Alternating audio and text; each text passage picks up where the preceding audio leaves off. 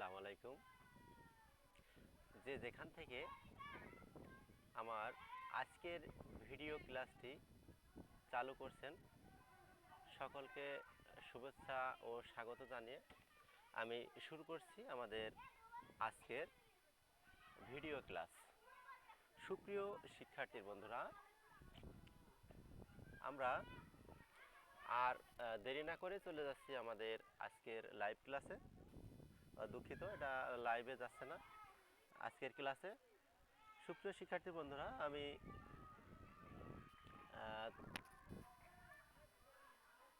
সকলকে স্বাগত জানিয়ে শুরু করছি আমাদের আজকের ক্লাস।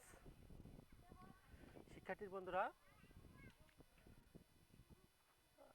যে যে আমাদের ক্লাস করতে চাও, দ্রুত প্রস্তুতি নিয়ে বসে যাও। আমরা আজকের ক্লাসে আমাদের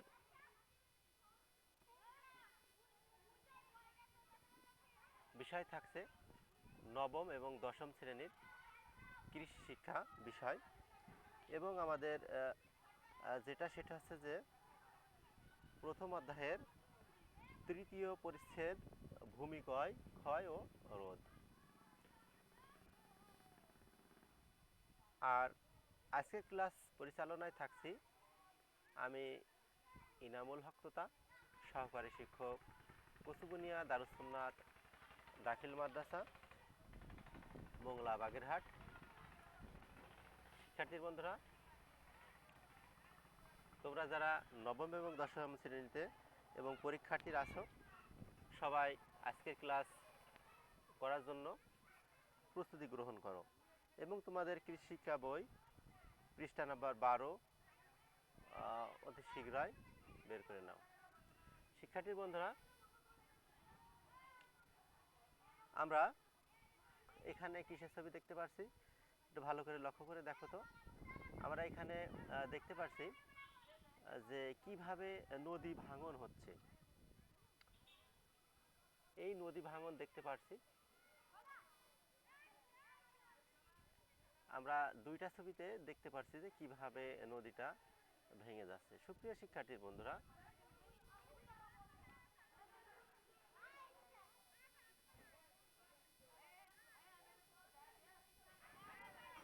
আমাদের আজকের পাঠের বিষয় ভূমি ক্ষয়। আজকের পাঠের বিষয় থাকছে ভূমি ক্ষয়।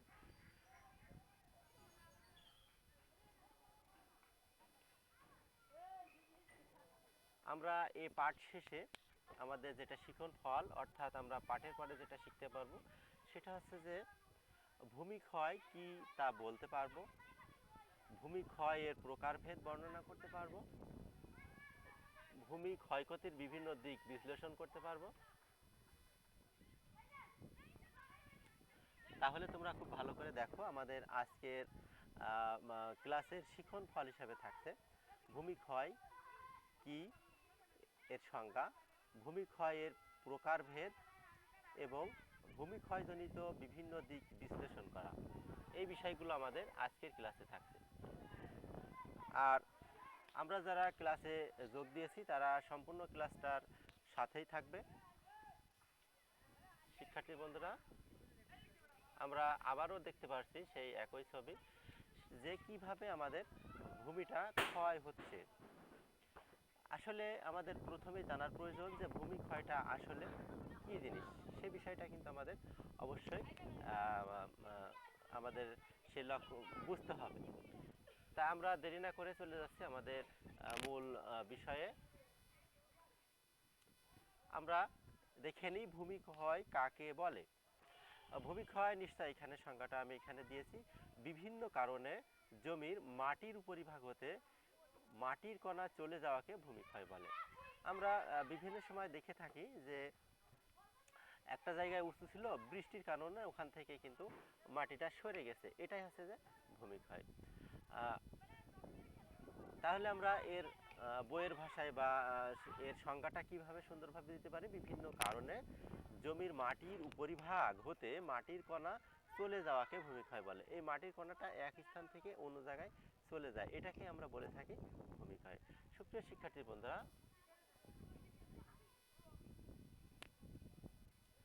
নিশ্চয়ই তোমরা বুঝতে পেরেছো কিভাবে ভূমিক্ষয় হয়। এখন আমরা আসা যাক ভূমিক্ষয় কত প্রকার। ভূমিক্ষয় এর প্রকারভেদ আমরা এখন দেখব। ভূমিক্ষয় প্রধানত দুই প্রকার, সেটা হচ্ছে প্রাকৃতিক ভূমিক্ষয় এবং মানুষ্য কর্তৃক ভূমিক্ষয়।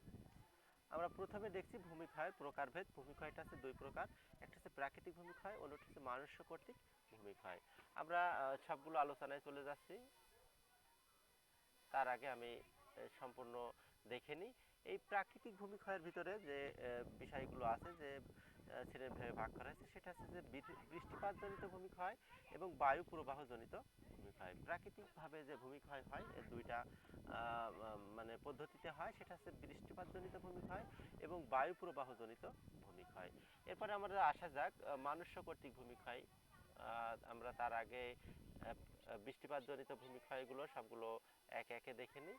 যেমন এখানে দেখছি আস্তরণ ভূমিক্ষয়, রিলে ভূমিক্ষয়, নালা বা গালি ভূমিক্ষয় এবং নদী ভাঙন।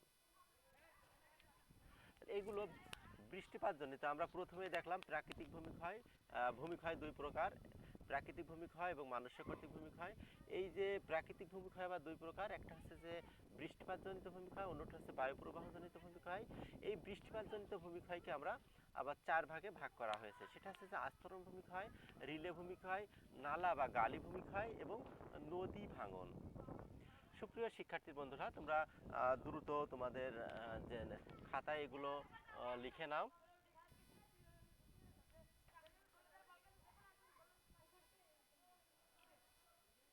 সুপ্রিয় শিক্ষার্থী বন্ধুরা,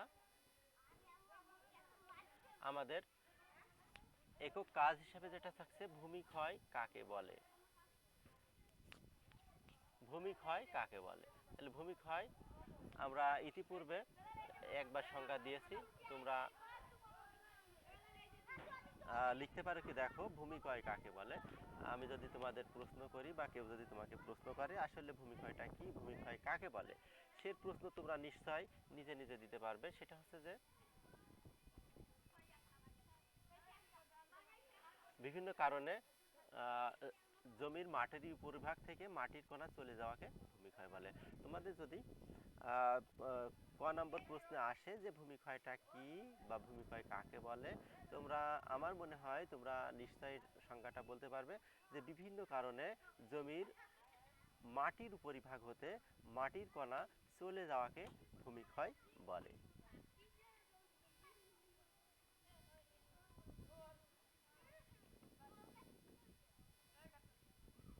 বিভিন্ন প্রকার ভূমিক্ষয়ের এবার আসা যাক। আমরা দেখতে পাচ্ছি একটা ছবি, এটা কি ধরনের ভূমিক্ষয় হতে পারে তোমরা অনুমান করো। আমরা পরে মিলিয়ে নেব আমাদের অনুমানটা সঠিক আছে কি।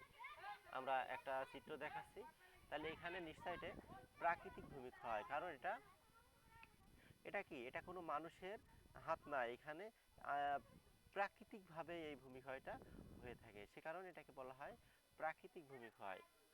এরপরে আমরা যেটা দেখব, দেখো এটা দেখতে পাচ্ছ কোনো একটা গাড়ি দিয়ে মাটি এক স্থান থেকে অন্য স্থানে সরানো হচ্ছে, তাহলে নিশ্চয় এটা প্রাকৃতিক ভূমিক্ষয় নয়। তাহলে এটা কি হয়, কি ভূমিক্ষয়? এটা হচ্ছে মানুষ্য কর্তৃক ভূমিক্ষয়, কারণ এর পিছনে মানুষে যদি এই ভূমিক্ষয়টা না করে তাহলে এই ভূমিক্ষয়টা হবে না, সে কারণে এটাকে বলা হয় মানুষ্য কর্তৃক ভূমিক্ষয়। এবং প্রাকৃতিকভাবে যেখানে মানুষের কোনো হাত নাই, এমনিতেই প্রাকৃতিক বিভিন্ন দুর্যোগ, বায়ু প্রবাহ, বৃষ্টিপাত, তারপরে যে বিভিন্ন নদী ভাঙন, এইগুলো যে প্রাকৃতিকভাবে হয়ে থাকে, এটা হচ্ছে যে প্রাকৃতিক ভূমিক্ষয়। এবং মানুষ্য কর্তৃক ভূমিক্ষয় আছে যেটা মানুষের দ্বারা হয়ে থাকে।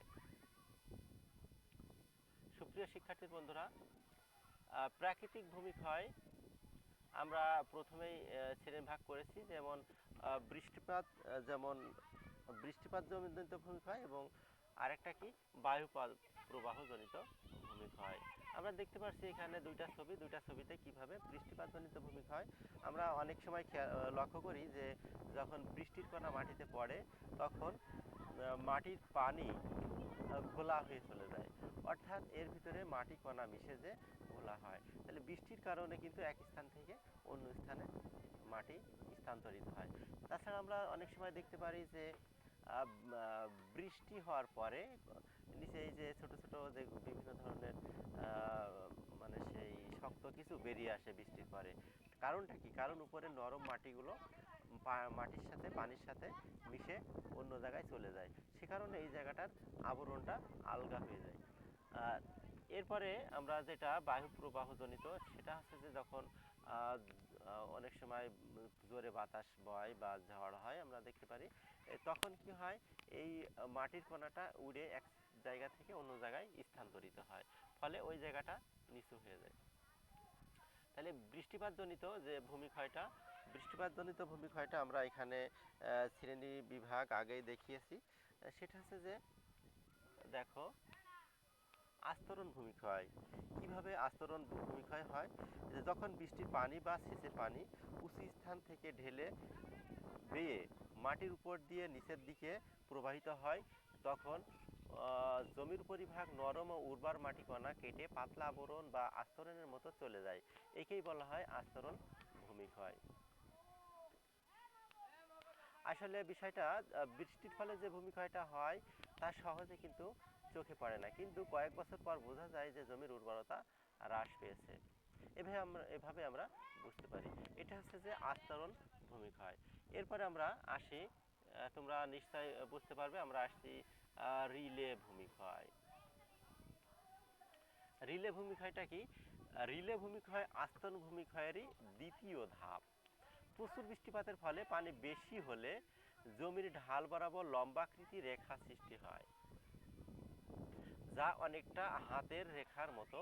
এই ছোট ছোট রেখা কালক্রমে দৈর্ঘ্য ও প্রশস্ত বড় হয়ে বৃষ্টির পানির স্রোতধারায় উর্বর মাটি জমি থেকে স্থানচ্যুত হয়ে হয়, ফলে জমি উর্বরতা হারায় এবং কৃষি যন্ত্রপাতি ব্যবহারেরও অসুবিধা হয়। এগুলোকে বলা হয় রিলে ভূমিক্ষয়। তাহলে নিশ্চয়ই তোমরা বুঝতে পেরেছো যে বৃষ্টিপাতের অনেক, যেখানে ফাঁকা মাঠ, মরু এলাকা বিশেষ করে, সেখানে দীর্ঘদিন বৃষ্টিপাত হওয়ার পর বৃষ্টি গড়িয়ে যেতে যেতে এক জায়গায় নালা আকৃতি, নালা না রিলে আকৃতি, অর্থাৎ হাতের রেখার মতো, আমাদের হাতে যেরকম রেখা এরকমভাবে এক স্থান থেকে মাটি অন্য স্থানে চলে যায়। এগুলোকে বলা হয় রিলে ভূমিক্ষয়। এরপরে আসা যাক আমাদের পরবর্তী নালা বা গালি। নালা বা গালি ভূমিক্ষয়টা কি?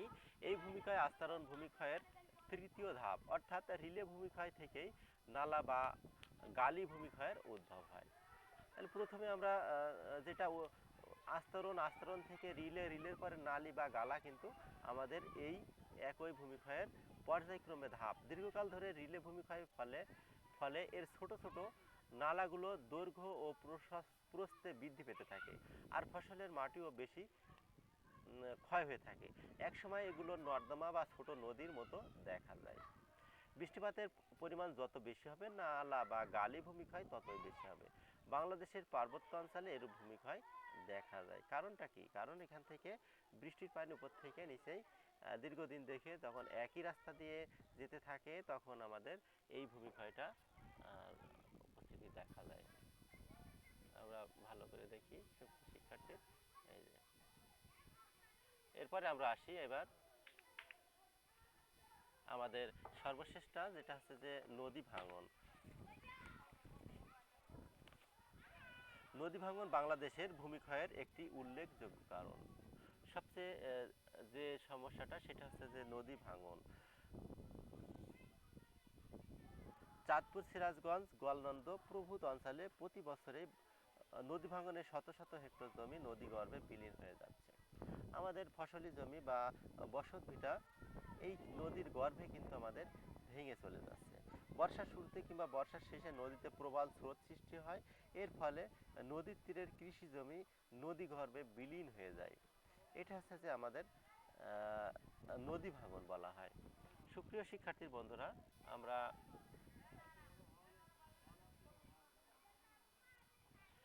আসা যাক, এরপরে আমরা চলে আসি,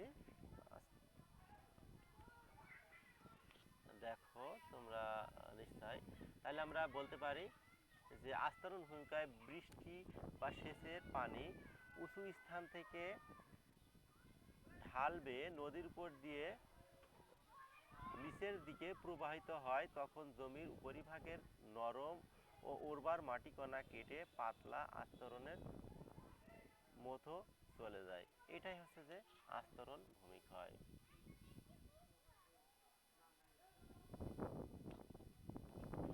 এরপরে দেখো রিলে ভূমিক্ষয়। রিলে ভূমিক্ষয়টা কি? প্রচুর বৃষ্টিপাতের ফলে পানি বেশি হলে জমির ঢাল বরাবর লম্বাকৃতি রেখা সৃষ্টি হয়। ওই রেখা কালক্রমে দৈর্ঘ্য ও প্রস্থে বড় হতে থাকে।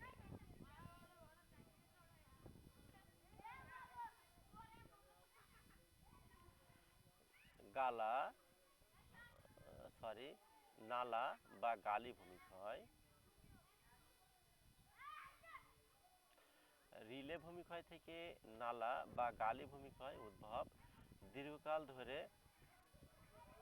রিলে ভূমিক্ষয়ের ফলে এর ছোট ছোট নালাগুলো বড় হতে থাকে। এ সময় এগুলো নর্দমা বা ছোট নদীর মতো দেখায়।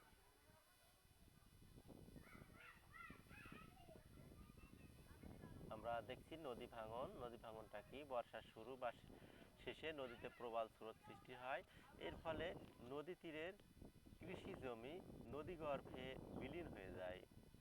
এগুলো কোথায়? বিশেষ করে চাঁদপুর, সিরাজগঞ্জ এবং গোয়ালন্দে এগুলো বেশি দেখা যায়। আসা যাক বায়ু প্রবাহজনিত ভূমিক্ষয়। আমরা দেখতে পাচ্ছি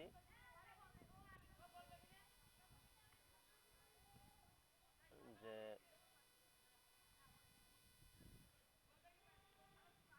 গতিশীল বায়ু প্রবাহ কর্তৃক এক স্থানের মাটি অন্যত্র বয়ে নেওয়ার প্রক্রিয়াকে বাত্যাজনিত ভূমিক্ষয় বলে।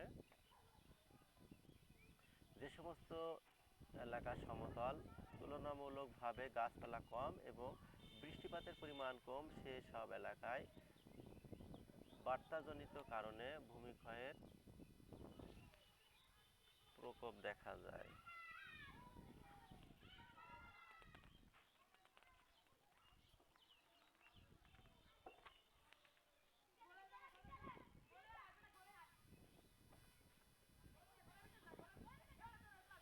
আসা যাক মানুষ্য কর্তৃক ভূমিক্ষয়টা আমরা একটু দেখি।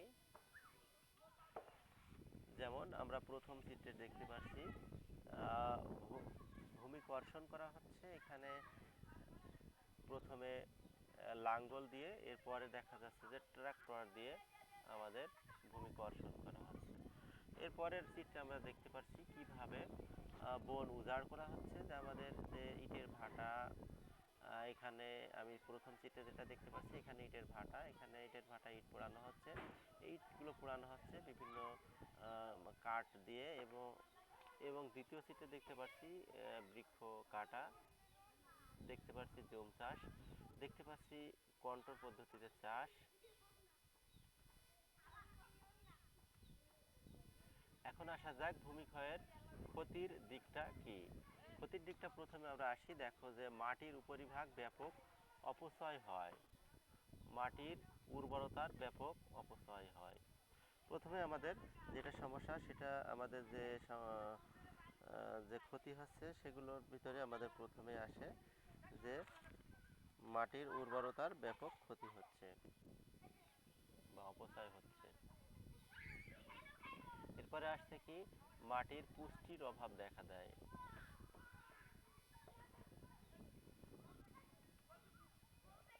নদী নালা, হাওর বিল ভরাট হয়ে যায়। ভূমিক্ষয়ের বিরাট অংশ নদীতে জমা হওয়ার ফলে গভীরতা কমে যায়, ফলে নৌ চলাচলের বিঘ্ন ঘটে। প্রবাদে আছে উর্বর মাটির ক্ষয় মানে সভ্যতার ক্ষয়। উর্বর মাটির ক্ষয় মানে সভ্যতার ক্ষয়। আমাদের আজকে দলীয় কাজ থাকছে যে ভূমিক্ষয়ের বিভিন্ন উপায় সমূহ লিখতে হবে। তোমরা দলীয়ভাবে কাজটা করবা।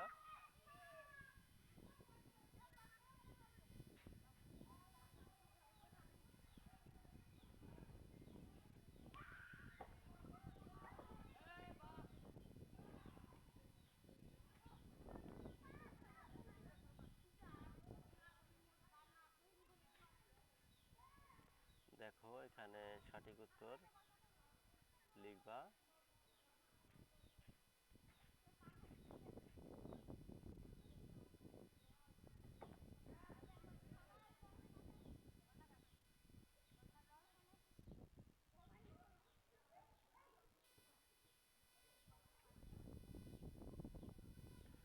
বাড়ির কাজ হিসেবে থাকছে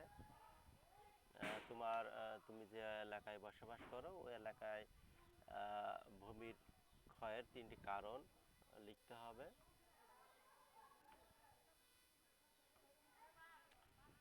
সুপ্রিয় শিক্ষার্থী বন্ধুরা, সবাইকে আবারও ধন্যবাদ জানিয়ে আমি আজকের মতো ক্লাস এখানেই শেষ করছি। সবাই ভালো